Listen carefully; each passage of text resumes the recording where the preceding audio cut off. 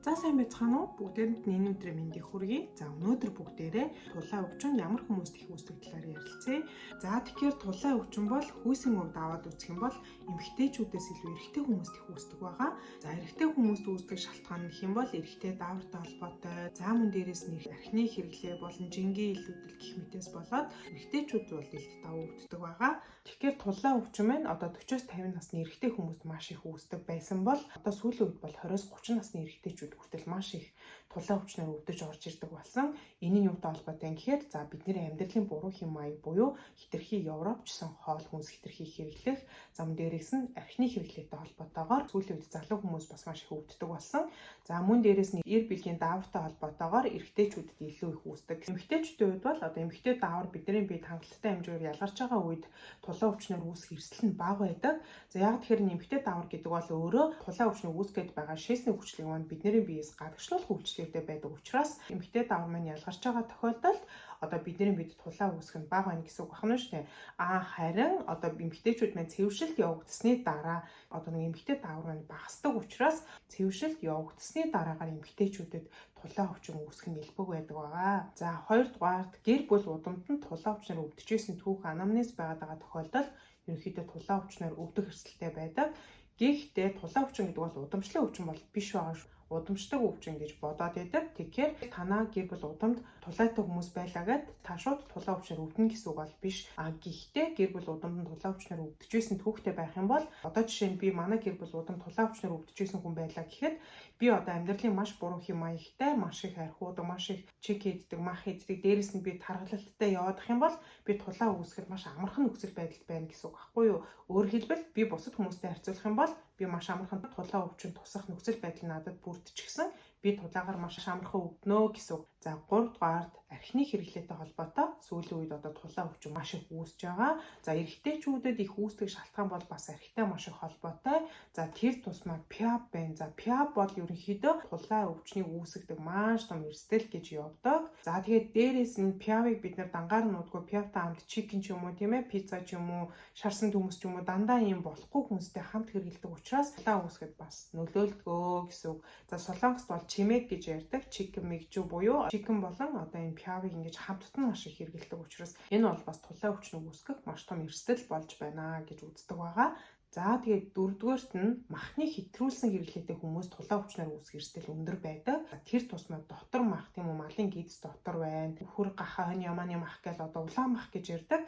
Ийм махын хэтрүүлсэн хэрэглээтэй хүмүүс байнгын мах иддэг, махны бүр ингээд хитрхи хэрэглээтэй хүмүүс за өдөрт өглөө орой өдөр ингээд махаар хоол хийж иддэг. За мах идэхдээ өөр бусад ногоо жимстэй хольж идэх биш, дан мах идээд байгаа тохиолдолд ерөнхийдөө тулаан өвчин үүсэх эрсдэлтэй гэсэн үг. Тэгээд дээрэс нь манай монголчуудын яс чанаад гой шүл гаргаад за тэр шүлний нэтгэл гэж ярьдаг тийм үү. За тэр бол тэр шээсний хүчлэг үүсгээд байгаа. Тэр пүрийн бол тэр нэтгэл дотор маш ихээр агуулгадчихдаг учраас за тэр шүлний нэтгэл тэр ясны шүл энэ төр бол бас маш том эрсдэлтэй гэсэн үг байна шүү дээ. Тийм болохоор тулаан өвчтэй хүмүүсийг махаа чанж болгоод за тэгээд чанаа болгосон махаа шүүж аваад дахиад өөр 2 дугаар хоол ч юм уу тийм ээ. Тэр махаараа өөр хоол хийж идэхийг зөвлөдөг. Түүнээс тэр махаа чансан шүлийг хэрэгэл гэж хэлдэггүй байгаа шүү. Тэр бол тэр чигээрээ пүрийн байх нь байна.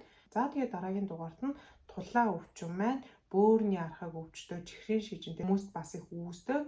За яагаад тэгэхээр одоо нөгөө шээсний хүчил маань бөөрөөр дамжиж бидний биеэс гадагшлах ёстой байтал одоо бөөр маань хангалттай сайн ажиллаж чадахгүй, бөөрийн өвчтөө өрөвсөлттэй иймэрхүү байх юм бол нөгөө шээсний хүчлээ ялгаруулж чадахгүй.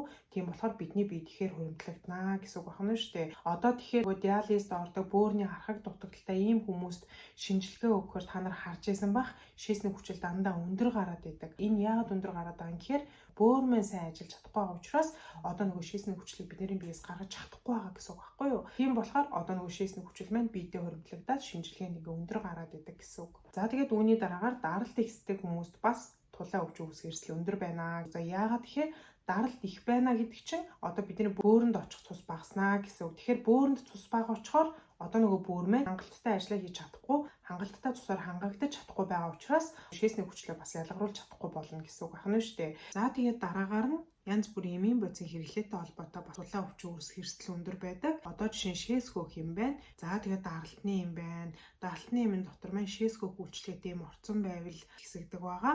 За мөн дээрээс нь сүрьегийн зарим төрлийн юмуд, за аспирин, за ахлаа дагангуулах үйлчлэгээтэй юм гэх мэт зарим төрлийн юмуд бол цусан тэгшээсний хүчлийг ихсэгдэг. За энэ маань биднэрт тулаан үүсэх эрсдлийг нэмэгдүүлдэг гэсэн үг байх нь байна. За тэгээд үүний дараагаар одоо хавдартай хүмүүс маань хим эмчилгээ хийлэгдэг тийм үү? Хим эмчилгээ хийлгэхээр одоо нөгөө химийн тариа маань зөвхөн бидний хавдрын эсийг сонгоод тусгаад байдаг юм биш ээ. Бидний эрүүл эсийг бас гэмтээж байдаг. Тийм болохоор эрүүл эс маань гэмтнэ гэдэг чинь одоо нөгөө шээсний хүчил маань түүнээс ихээр гарч ирнэ л гэсэн.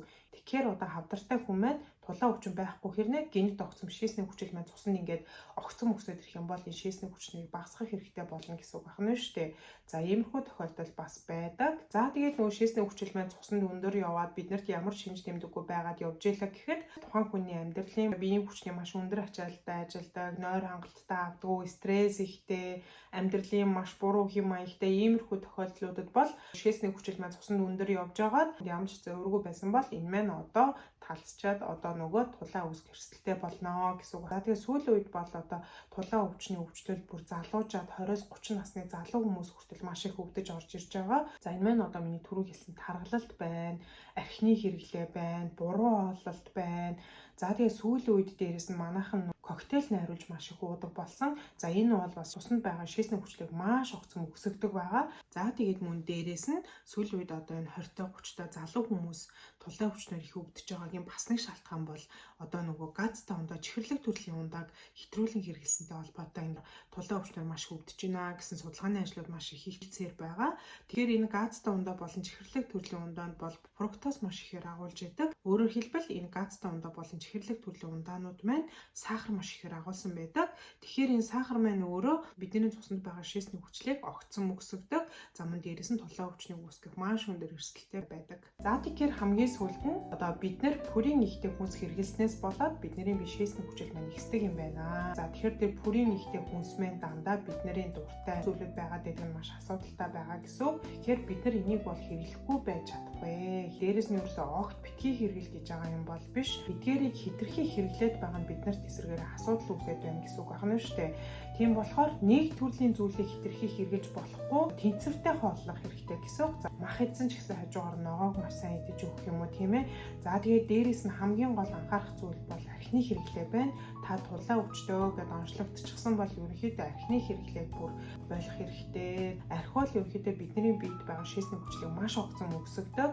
За дээрээс нь бидний биеэс шээс улаан ялгарч гадагшилж байгаа тэр шээсний хүчлийг архи маань буцаагаад чирж авчираа цус руу оруулж идэг учраас хэд архины хэрэглээ дээр маш сайн анхаарах хэрэгтэй. Тэр тусмаа пиавыг уухаас айлуулах татгалзах хэрэгтэй. За пиав битгий уу гэдэг нь бусад төрлийн архийг бас уугаараа гэж байгаа үг биш шүү. Бусад төрлийн архич бас алкогол агуулж идэг учраас бүгдээрээ тулаан өвчнөр өвдөг хүнд бол тулаан өвчин үүсгэх эрсдэлтэй гэсэн. Тулаан өвчнөр өвдчихсэн эмчилгээ хийлгээ явж байгаа хүнд бол нөгөө тулаан сэдрэн гэсэн үг байна шүү дээ. Тийм болохоор бүгдээрээ за ер нь бол амьдралын зөв хэм маягтай хэтэрхий таргалж болохгүй архи дарсны хэрэглээгээ хязгаарлах, хоолтон дээр маш сайн анхаарал явах юм бол бүгдээрээ тулаан өвчнөөс сэргийлж чадна. Тулаан өвчнөр өвдөхгүй гэсэн үг байх нь байна. За тэгээ бүгдээрээ амжилт хүсье. Баярлалаа.